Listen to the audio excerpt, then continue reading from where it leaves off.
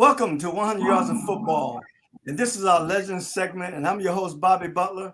Joining me, man, we got the legends of all time from the great city of Delray Beach. We got Lawrence Big Daddy Hunt. We got Greg Dobson. I call him the GOAT. We got Anthony Penn, the greatest quarterback that ever got on the center back in those days and now. And then we have the great legendary Mr. Charles Cornelius on the line with us tonight. Hey guys, welcome to the show. Thank you, Bobby. Glad to be here. Thank you, man. I'm telling you, man. This is an honor for me because we've done a lot of shows in the past 2 years, and one of the things that we always wanted to do was to honor the great Barry Hill from Delray Beach. And so tonight we're going to recognize him and honor him, and talk a little bit about what he means to each and every one of us, and just show him some love tonight. Is that good? That's really good. That's good. That's good. Well, I'm going to start this way because what I personally knew about that sound coming in. What I knew about Barry, just being a little kid watching, I never knew that he played defense in high school. I never knew that. All I can remember, Anthony, was you throwing him touchdown passes the last year of Carver High. And then he went on to school to play, of course, on the defensive side of the ball and made history up there at Iowa State. So let's go ahead and talk about Anthony. I want to start with you. Tell me about Barry Hill and you.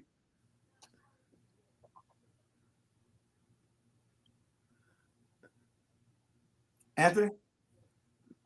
Something went out. He may have been on mute. Yeah, Anthony, you with me? I'm here.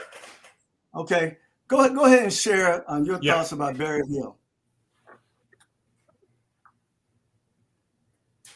Well, Barry, to me, probably one of the greatest athletes that came up in our era. He played professional football, but basketball, he was a truly good basketball player. When we was in high school, he did play defense, but he also was offensive receiver as well. And he had some of the best range on the field that you can see that an athlete can have. And he never grumbled. Never grumbled. When he was given a task to do, no questions, no feedback, he did. But that was his nature. He was an excellent teammate to play with and an excellent person. I remember in 8th grade, I believe, when his family came to town, he was over in the neighborhood where I was raised at, Jefferson Manors, and we used to go on the basketball court every Saturday. Greg, you probably remember that. And I was there one morning playing, just shooting, and I saw this tall, lanky guy come across the baseball field up to, it was called Team Town Center then, now it's Palm Tree Park. And he stood up quietly, didn't say anything. So I threw in the ball and he held it up and I said, shoot it. And he threw it up and I gave him a few pointers and he's been hitting them ever since. Hey, man, he was a dynamic basketball player. And you hit it on the nose, Anthony. He was a great athlete all around, And he had that body, too. What was it, about 6'3", 6'2", 6'3"? Long, rangy, good speed. Great hand-eye coordination. I just so happened one night, Edith Bennett took me in to a basketball game one night, and I found out something about Greg that night. I didn't know Greg played basketball until that night. But when I saw Barry Hill catch and shoot the basketball, he had the purest shot I ever saw in my life. And matter of fact, a few weeks ago, I had Pastor Brown and Mr. Durden, Clifford Durden, on the line. And Mr. Durden remember him scoring 70 points in a game his senior year. I mean, that's basketball skill, bro. Oh, absolutely. But I've never seen a guy can shoot the corner shot like Barry Hill shot that night. I saw him in that gym. And so he was a dynamic basketball player. Greg, what about you? Give us some thoughts about Barry Hill, what you can remember. Hey, man, got a little age on me. Memory is not as great as it used to be, but I can tell you this. Barry Hill fit in well at Carver High School in athletics. And I'll tell you why. Back in the 60s, we were a very, very small high school. Therefore, if you were an athlete, you didn't play just one sport. Right. You played 2, 3, 4 sports. Barry played football and basketball, and I played with him in both sports. We had a dynamic team in both sports, and Barry was a significant part of both teams. As the point guard, I can still picture him, like you said, Bobby, falling in the corner, throwing up jump shots, passing the teammates out of the corner, setting up plays. I mean, we had 12, 13 guys on the team, so everybody had to contribute. Right. And therefore, we got along real well together on and off the field. I'll never forget when we went to Roosevelt to play in the county tournament, and we beat Roosevelt to move up in the division.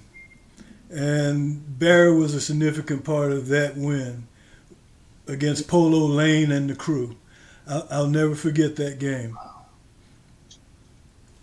That's awesome, man. That's awesome, man. I mean, you know, the guy was phenomenal, and so it's amazing. I heard Pastor Brown say something about him a few weeks ago, and Pastor Brown, why don't you come in and talk a little bit about Barry? I mean, you coach basketball, but you pass it on to I think Mr. Durden, and I think he coached Barry more so than you.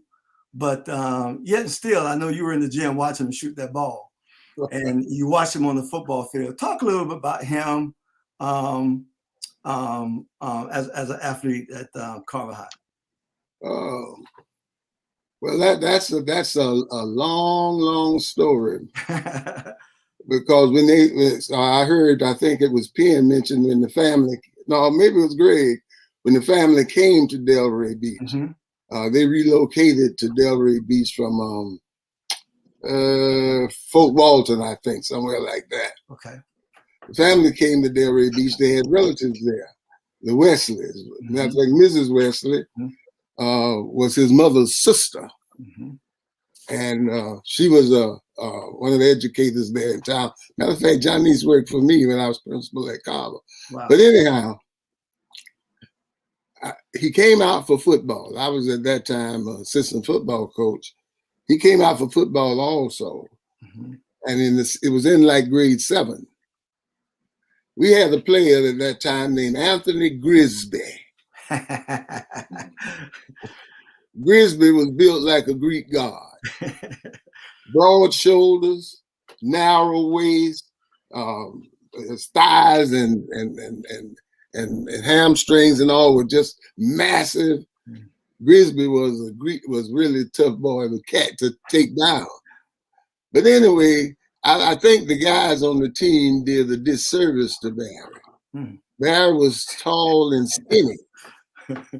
Grisby was maybe 5'10" and maybe 220 pounds. Would you say that was correct, Greg? Maybe 220 pounds. Those guys were tackling drills. The guys would figure out where Grisby was going to come up to be tackled.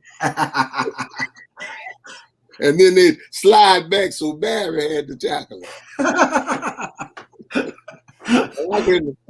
I can remember days when Barry was hanging on to the shoe as Grisby drug him down the field. That would have been enough that would have been enough to discourage some players. Exactly. Beat up like that. But Barry stuck with it. Right. He stuck with it. He had guts and determination. On top of that, he was smart. He wasn't just an athlete. He was a scholar also. Yeah, he was able. Governor Claude Kirk was trying to recruit Barry to go to Brown. Wow. On basketball scholarship. Wow. Matter of fact, during the recruiting season, the governor had his family and me. I don't know how. Well, I do know how I got in there. Had his family and me to come up to the mansion up in Palm Beach, and it was his attempt to get Barry to go to his alma mater, which was Brown. I really wanted him to go to Brown. I did. He was a outstanding basketball player. Just outstanding. He did not get past the region. We didn't get past the region his senior year. But he made All-State. Wow. All-State. That's powerful. All-State in both basketball and football. He was a private. But then he's a nice fellow. I heard somebody say a minute ago he was just an all around good guy. But I think that came from, we were a relatively small community, as you well know. Four blocks deep, north and south, 14 blocks long, east and west. And everybody knew everybody. And some families were closer than others. Right. But his family and my family, my daughters and his family, Butch, that's his older brother, and Darcy, his sister, and they lived across the street, kind of diagonally from me. So our families would get together on holidays, just like parts of the family. Right. Oh man, Barry, and he was such a mannerable kid. Not only did he not grumble on the football field, he didn't grumble anywhere. Wow. I can never remember Barry Hill even raising his voice in what might have been a surge of anger. He would try to encourage players, but I can't remember him anything. Any kind of altercation Barry was ever in. Right. I was really, really, really. Matter of fact, I preached his funeral at St. John, Bowington. Ah, boy, that was a tough one for me. That had to be tough, Pastor Brown. That was tough. That had to be tough. Well, it's amazing. He was such a gentleman. And this is something that was strong. They say he was not only recruited by Brown, but he's also recruited by Notre Dame and Penn State. Yes. The guy had to be a scholar to even get that kind of attention. Brown is an Ivy League school. Yes. You don't get any bigger than that from an education standpoint. So he was a real student. But that has a lot to do with how he was raised, Pastor Brown. We know that, right? Absolutely. And his mother is some kind of a woman. Miss Hill has always been a strong woman. We used to all go to the same church, St. Paul and me in Delray. And so I had a chance to experience the Wesley family and the Hill family right there in church. And then see Barry come in church and my mouth be like this. There you go. They go one on right there. You remember that was my church too. That was your church too. That's right. I remember. Yeah. So we got another guy on the show here, who not only played at a high level at Carver High, who may be the baddest lineman in the history of Delray, Lawrence Hunt. We call him Big Daddy. He's sitting up there to the top right corner. Now, Big Daddy, you went to Iowa State. You and Barry went up there, package deal. We went up there as a package deal, and thank you so much, Bobby. There were so many great athletes at Carver High School. Just to be included in any mention like that, it's just awesome, because we had a history at Carver High School, man. That just great athletes, man, and good people, and I think I have to emphasize the people part, because we were such a small community, and we had to be about community, and I'm so glad our parents made us that way, because it served us all well as we have grown older. But Barry and I went up to Iowa State together. Coach Brown, Barry actually went to Brown first. And guess what he told me when I left for Ames? He says, "Big Dad, I'm going to Brown." And the next thing I know, Miss Hill was calling me and saying, "Big Daddy, Barry's coming to Iowa State to be with you, and I want you to take care of each other." I like that. I like that. And hold on one second, guys. 1 second. Well, one of the things I can tell you, man, you know, I remember about Barry when they went to Iowa State.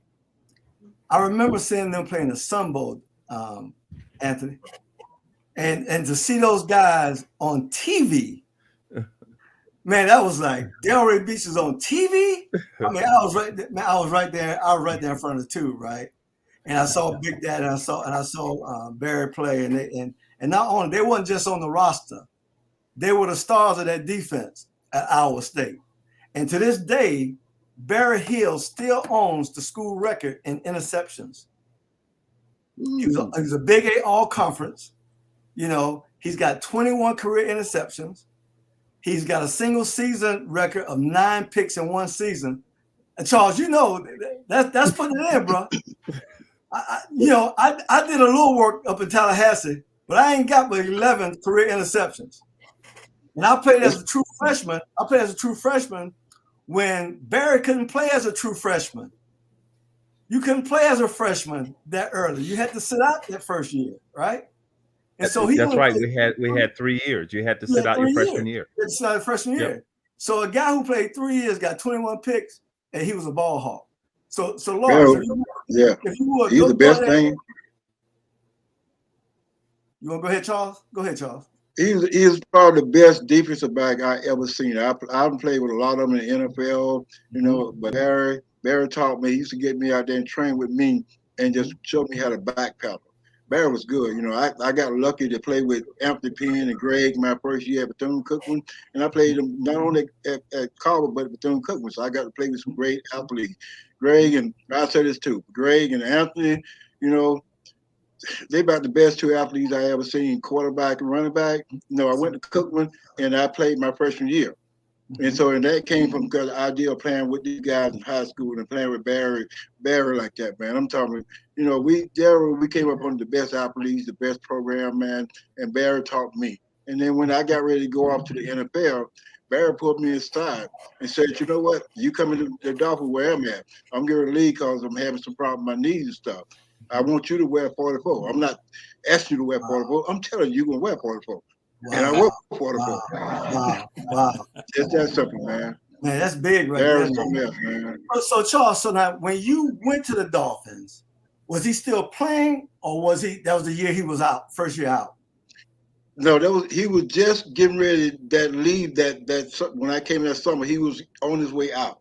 Okay. So I was there coming in as a rookie, going in preseason, going in camp. Barry was getting ready to walk out of camp because his knees were messed with him, so he was walking out. So he was leaving as I was coming in. Right. Wow. Well, you know, it's amazing when we talk about the great game of football. You know, you always have to have that backup plan, and that backup plan for us should be our education, right? Yeah. And so you look at Barry. I think Barry had something like 6 knee surgeries. Yeah. Right. That's a lot of cutting on your knees, man. And so, but thank God, you know, he had his college degree and he made the best of it as far as his academics is concerned. You know, thank his mama for that, man. Oh, absolutely. Man, she's one lady. I tell you that right now. And Miss Hill is still living, man. She's still going strong right now. So I tell you what. So Big Dad, I want you to kind of talk a little bit more about y'all up at Iowa State. Be happy to, Bobby. I got to tell you, playing football at Division I level was just, it was an awesome experience. But what was even better for me is once we got there, there was nothing that Coach Coffey and his coaches hadn't taught us about our respective positions. So we were just learning systems at that point. We had the basics, and it was just executing. But to be with Barry Hill and to have been friends with Barry Hill, and then we're at Iowa State doing what we do, man, it was just it was like being home away from home. And having Barry in the backfield. And I'll never forget, Bobby. I think we were playing Oklahoma. And at that time, Oklahoma and Nebraska were 1-2 in the country. 1-2, man. Yep. And Iowa State was in the toilet every year. And then we got there, and then all of a sudden things started changing. I'll never forget Barry looking at me in the middle of the game and said, "Big Daddy, they got too much time to throw. You need to get on your horse, man." And that's not Barry Hill. He don't talk like that. But I had a horse from the boss, man, to get busy. And we had some other moments like that while we were at Iowa State. It was I'm just thankful that I had that opportunity to play with him at Iowa State, to get to know him, and then he married my cousin. And to get to know him just a little bit better. It was just a wonderful experience getting to know him and having spent that time with him. Because awesome. we were like fish out of water, man. You know, back then, Iowa, it hasn't changed a whole lot. There probably were 12 black people when we got there. When we got there, we were 13 or 14, man. Oh man, hey, well, that's what you dealt with back in those days when you went to the big Division I schools. You know, I can remember going to Florida State, and we knew every black person on campus. It was like that, right? And half the football team, right? Yeah. So anyway, here's some photos of Barry wearing number 44 up at Iowa State and high school graduation. He's in his gown and robe, and I see his mom is Hill and his brother Butch, and then I see a picture to the top. I think Barry has got his arm in a sling, and there's a dude with a Carver High jacket on. Who's that? That's my brother Donald Hunt. Is that Little Daddy? That's Little Daddy right there. Yes, sir. Yes, sir. I tell you what, those were the days, man. Those were the days. Those were the days, man.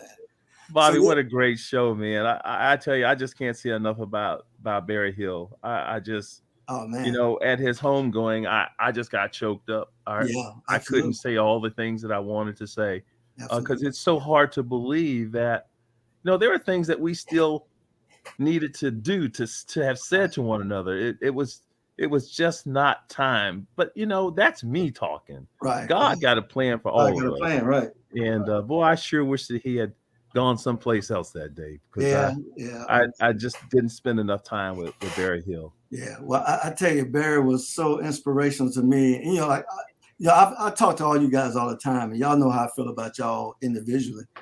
Barry was one of those guys as well, and really spoke into my life when I was getting ready to go to college, and told me that he straight up told me, he said, "Look, man, you need to market yourself." He said, "Go to a place where you can play on TV." And you know, that meant something to me because I got a chance to see him play on TV. I never got a chance to see Anthony or Greg play in college, right? But I got a chance to see you and Barry play on TV, and so that meant something to me. And he never told me where to go. He just said, "Look, find that TV and get on it if you can." Right? Yep. And I did that, and it worked out for me. And, you know, I sit back and sometimes when I think about my whole life story, being inspired by you guys and the steps that I took because of you, you know, and I look back and I think, what if, right? What if I never talked with Barry and he never told me that? What if Anthony Penn would have called me and said, "Look, go to Cookman." Right. I'm telling you, I would have went just on his word. I'm telling you right now. Right. So, and so I think about that, and I think about that being a guy who was so small in college. A lot of people really don't know how small I was, right? So I go to Florida State, 145 pounds. I came out 4 years later, 155, and got drafted in the first round. Now, had I went to HBCU, I'm not knocking HBCUs, that wouldn't have happened, because we had guys like in my class, guys like Everson Walls, who should be an NFL Hall of Fame cornerback. Went to Grambling, didn't even get drafted. And he had size, he had everything. Didn't even get drafted. The little guy like me could have got lost in the shuffle somewhere, right? But, you know, God, just like you said, God has his plans and it works out the way it's supposed to work out. And I believe that with all my heart. Right? Oh, absolutely. Bobby, if I may just interject something here, that guy in the upper left-hand corner, Mr. Kelly Brown, and all those old souls that poured into us, yelling at us when we didn't want them, trying to duck around the corner. They wouldn't let us. They just kept us on the straight, man. And I am so thankful. None of us would be here without their commitment, without their recognition that, hey, this kid has something more than this. He deserves something more than this, and kept pushing us to be better people. Absolutely. And to develop our potential. And it means a lot to us today. And because now we get to talk to young people and we get to pass that along. Mr. Kelly Brown, I want to thank you. You're quite welcome. Praise God, from whom all blessings flow. Amen. But it goes two ways. It goes two ways. There, we wanted to put it in you, but you have to be willing to accept it. That's right. And everybody didn't do it. There was a play. I don't know. Did anybody here play with Vincent Noble? Vincent was a little bit ahead of us. Wow. But we knew of him and Gerald Stewart and that crew. Yeah, and that crew. They were really some ball players. But Vincent Noble in particular, I think, based on what I saw Noble's doing on the field, he said he wouldn't go. I ran into him up on at Jake Pullum's service station one afternoon. He wasn't coming to practice, and I said to him, Noble, why you don't come to practice? He said that he was too good to come to practice.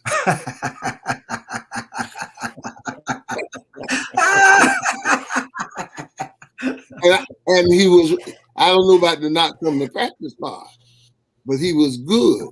Right. But he didn't accept what we tried to give him. If that make any sense. He had it.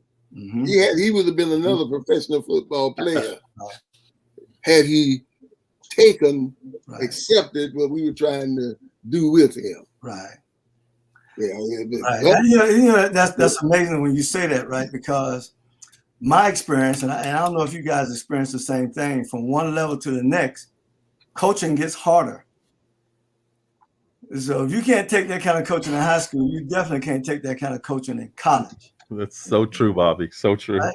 And then when you get to be 22, 24, 28, and you be blessed enough to still play, when you think you're grown, those coaches, you ain't that grown. They're gonna talk to you how they talk to you, and they're gonna coach you how they coach you.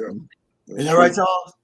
That's true, 100%. And some of them you got to have a little trust in too, because I thought Roger Coffey was like the best coach I ever seen, which he was, but I trusted him. But then I had to learn to trust Don Shula, because Shula told me something that I wouldn't trust nobody else.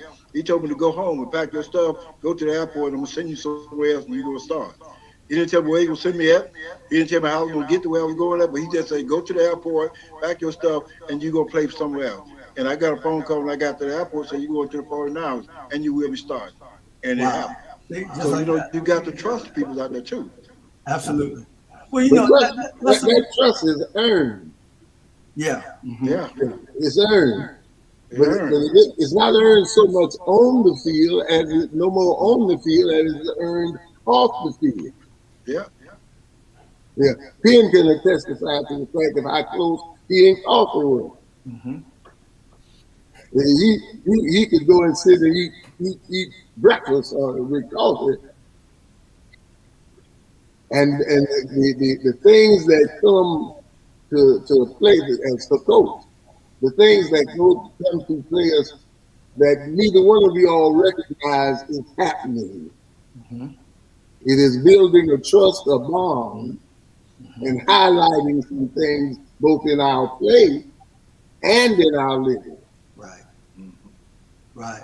Because all of that's important. Yes. Yeah. I really like. Where is Warren Charles? Warren passed away some years ago. Quite a few years ago, he passed away. He had diabetes. Mhm. Oh, well. Yep. There's nothing about that. Well, we No, lost some great ones, and a lot of them all too soon. Lawrence, I agree with what you said. You know, Barry, you know, he left us soon. He left us too soon. And yeah, Too so, too soon. soon. Yeah. but too yet soon. and still, when we look back, I know for a young guy like myself, he gave me everything he needed to give me. Right? God used them to give me what I needed. And so we never look at it that way when people ahead of us are touching those who are behind, right? That's why this show is so important for me, that for adults and kids alike who watch this show to understand, hey, look, y'all start looking at those older guys and y'all better start listening and paying attention, right? We talk about Barry Hill, who was a great athlete. He was also an academic kid and also was coachable. Yeah. And he also was a kid who honored his parents. When you see someone who is as mannerable as he was, you know, those are the kind of characteristics that our kids need to have today. And not only when we talk about trust in coaching, Charles, trust in our education system and our teachers and our professors that they're doing the right things by the kids. Too many times now, parents don't side with the teachers. They believe everything their kids tell them.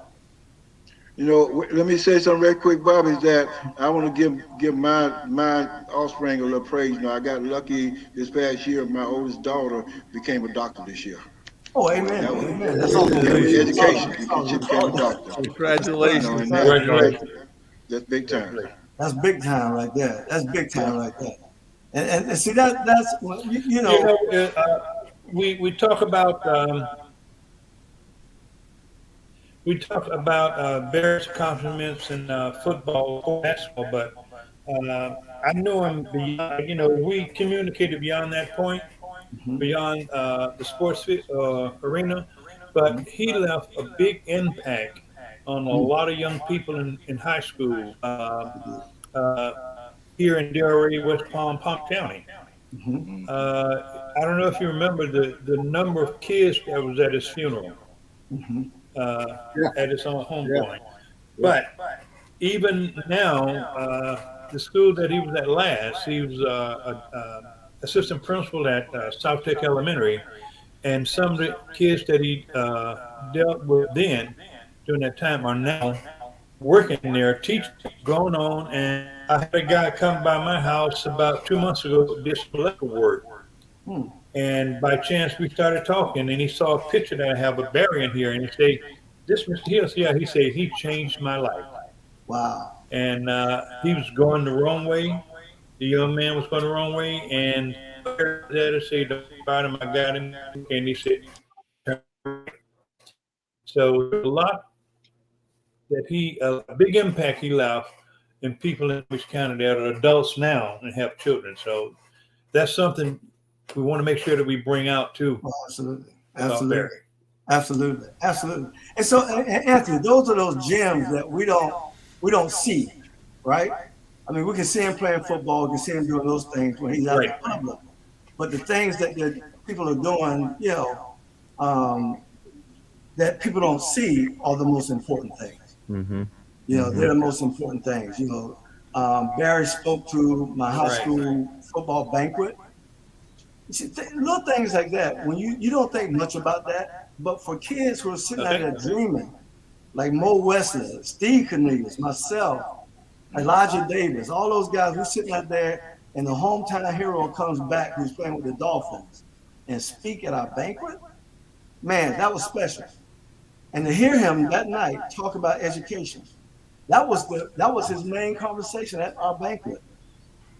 Get your degree, go to college, get your degree, get your education. Because you're going to need that more than you need football.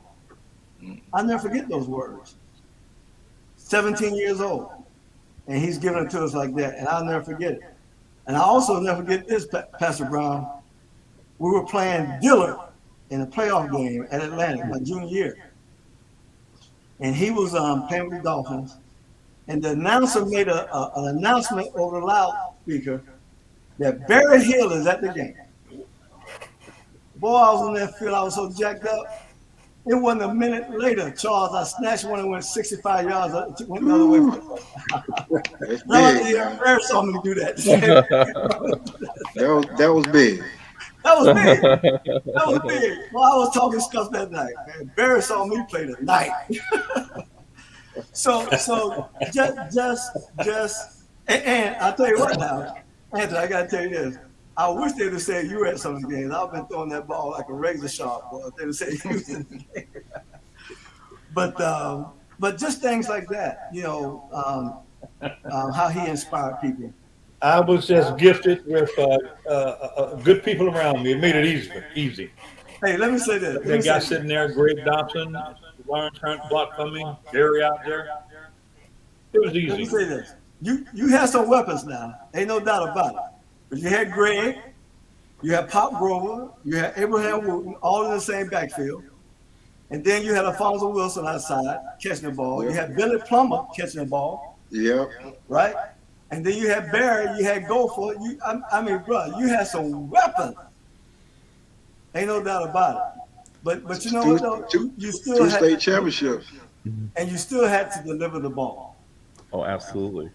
Now you left out some really important people, Bobby. Okay, go ahead. There's a guy named Artis Johnson. There's a guy named Dexter Josie. There's a guy named Randy Straghn. There were some guys that gave him a little bit of time to make a decision. Sometimes he took too long, but not too often.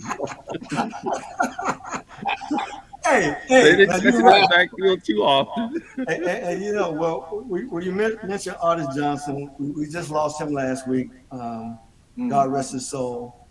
And you know, a lot of great guys we've lost, but you're right. You're up front, Tony. You're the guys who were in front of you, blocking for you. Dexter Josie, he was a monster, man. Oh man.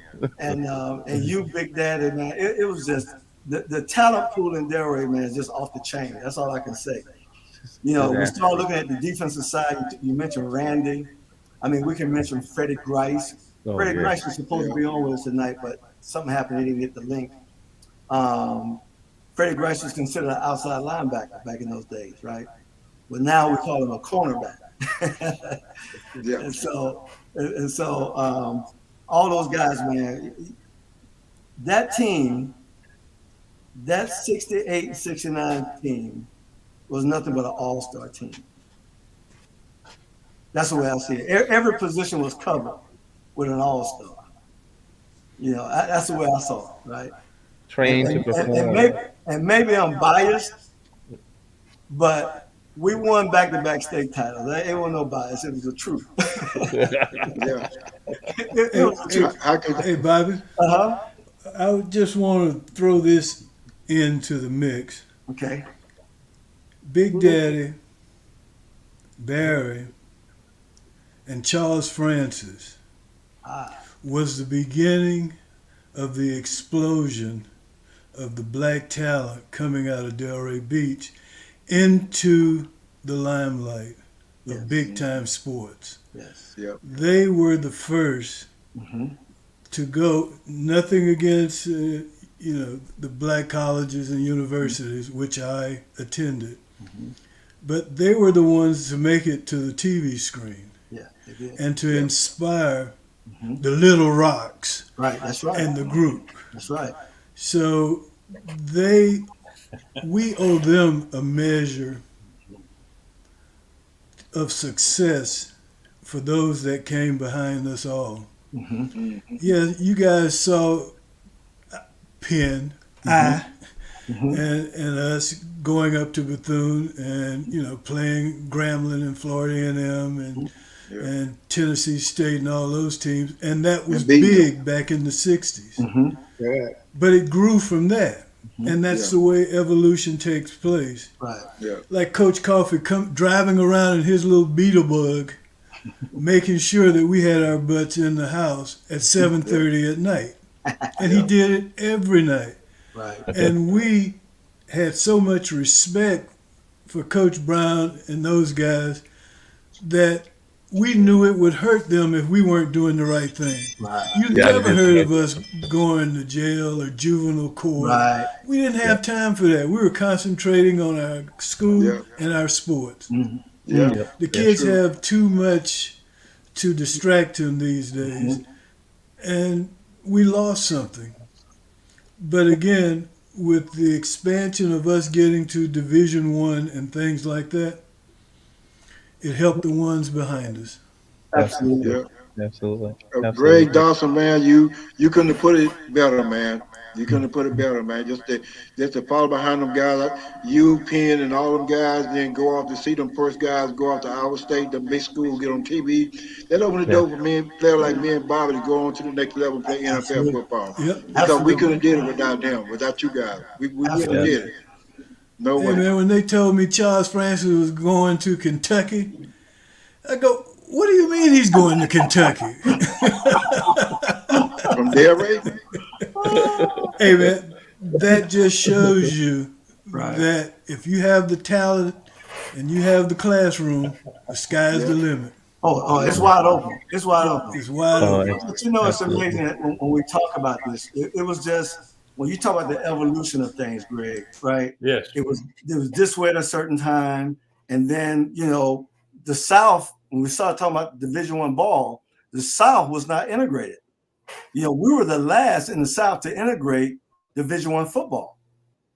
And so when you think about that, all the great players. So everybody think that the great players in South Florida just started showing up. No, they were going to Grambling, they were going to FAM, they were going to Cookman. And then some of them, like Elvis Peacock, went to Oklahoma. Mm-hmm. And so even to this day, Greg, I got this thing that I do. If I see a kid, I watch him run the football. And I go, that kid's from South Florida. And he's at Iowa. He's at Cincinnati. He's somewhere. I look him up. Because he more than likely, he is from South Florida. And so we had to go other places to play. Yep. Now, though, through the integration of the South in college football, now you're seeing it.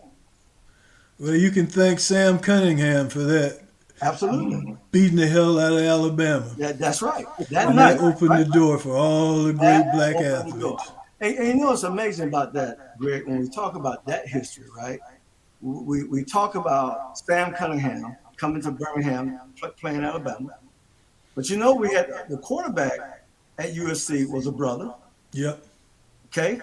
And then they had a back from Birmingham, starting tailback for USC, named Clarence Davis. He had to go all the way from Birmingham, Alabama to California to play Division I football. Yep. And y'all know Clarence Davis, right? The old Oakland Raider Clarence Oakland Davis. Raiders, yeah. That's that guy. He had to go all the way from Birmingham, Alabama to LA to play Division I football and couldn't play in his own backyard. Well, that's the same thing with Big Dad and Barry. And Barry, right. You can't stay home. Right. No. Yep. Right. We had to go. Well, Got it's to the, same go. thing, it's the same thing with all of y'all. You didn't get that opportunity. But Miami didn't have nobody as good as Greg Dobson. Well, No. Thank you for Florida that. didn't have nobody I throwing know. the ball like Anthony Penn. I promise No. you. No. No. I No. promise you that. I promise you that. So, but you didn't get those opportunities. Absolutely. That's all. That's what it's all about. Hey, but we appreciate what we have because it Oh, got us an absolutely. education. There you go. There you go. Hey, we And went to now cook I'm one day. retired and I can sit in my house and be comfortable. There you go. There you go. That's what it's all about.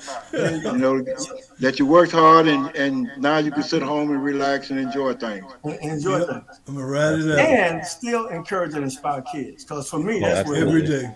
That's where it is. Bobby, I I do a thing with kids that I work with up here called Friday Night Lights, Mhm. and I work with at-risk youth. Mhm. And during the football season, I choose 3 kids who are on task, and we go to high school football games, and we sit and we talk about my high school experience and the people that I played with and the people that coach me, and why it's so important for them to pay attention, to get involved in sport, to get involved in school, and develop a set of values and character that you can look back on your day when you're sitting with a kid like yourself or sitting with an older person. You can talk about your life and how it evolved, how you made a change, and how you you're going to be successful and what it takes to become. And I got to tell you guys, without Delray Beach and all of you, all of you sitting there, I couldn't sit and have those conversations on Friday nights with kids that are on the wrong path. And we have too many young kids have older guys like ourselves encouraging them to do better. And I know all of you in your own respective ways are doing something in your communities to encourage young people. And we have to continue to do that because we're losing a generation to craziness. And that's the only word I can use to describe it because none of it makes sense to me why a young person would allow anybody to put a shackle on them the way our forefathers came to this country. It drives me crazy. And the numbers are getting bigger every year, every year. But thanks to you guys, I know we're going to make a difference. All of us are. And Coach Brown, I can't thank you enough. And Bob, I can't thank you enough for making this happen. Because if Barry were here today, he would still be encouraging kids, Greg. You're absolutely correct. Absolutely doing Absolutely. Absolutely. Amen. Absolutely. Amen. Absolutely. But one thing about me, I tell you about me, I never forget.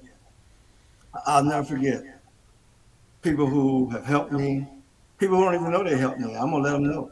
Right? Right. Because I want them to know. Keep doing what you were doing, right? Because, not only me, you're helping other people as well. So that's what it's all about. Hey, guys, last thoughts on Barry. Anybody, give me some last thoughts on Barry before we head out. Barry I'll tell in you, college, Barry didn't have a mustache, but he would sweat on his top lip. And those bubbles would get bigger and bigger as the game went on. And I got to tell you, man, I turn around because the lineman in front, I turn around and look at him sometime, and he'd have that sweat up there. He says, "Big Dad, I got this." I can't tell you guys what it was like playing Division I football with Barry Hill. It was Delray Beach, man. We were representing, and he did a fantastic job of it. Right. It's not like that. I have a thought. It was at Barry's funeral. Mm-hmm. I think it was Coach Smith, Josh Smith, who said he went to Coffee. Barry was such a good athlete. He went to Coffee and asked Coffee if he could play Barry at tackle.